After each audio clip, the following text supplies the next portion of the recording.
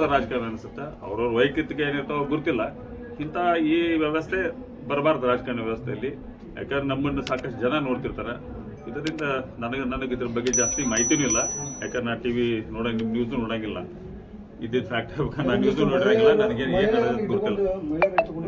ರಾಜಕಾರಣ ಬೆಳೆಯುವಂಥವ್ರನ್ನ ಮನಿ ಟ್ರ್ಯಾಪ್ ಮಾಡುವಂಥದ್ದು ನಡೀತಾ ಇದ್ದಾರೆ. ನಾವು ಅಂಥವು ಅದಾವ ರಾಜಕಾರಣ ವ್ಯವಸ್ಥೆಯಲ್ಲಿ, ಅವು ಅದಾವು. ಬಟ್ ಈ ವ್ಯವಸ್ಥೆ ನನಗೆ ಗೊತ್ತಿಲ್ಲ.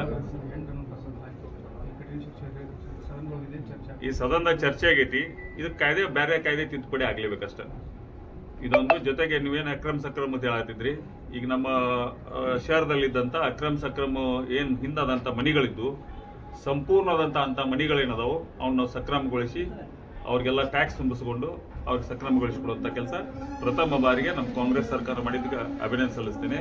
ಎಲ್ಲ ಅಕ್ರಮ ಸಕ್ರಮ ಮನಿಗಳನ್ನು ಈ ಸಲ ನಮ್ಮ ಗ್ರಾಮೀಣ ಪ್ರದೇಶದಲ್ಲಿ ಶಹರದಲ್ಲಿರಲಿ ಯಾವ ಅಕ್ರಮ ಸಕ್ರಮು ಅಥವಾ ಸರ್ವೆ ನಂಬರ್ ಇಲ್ಲದಂಥ ಮನಿಗಳಿದ್ದು ಅವ್ನು ಸಂಪೂರ್ಣವಾಗಿ ಈ ಸಲ ನಾವು ಮಾಡ್ಕೊಡ್ತೇವೆ.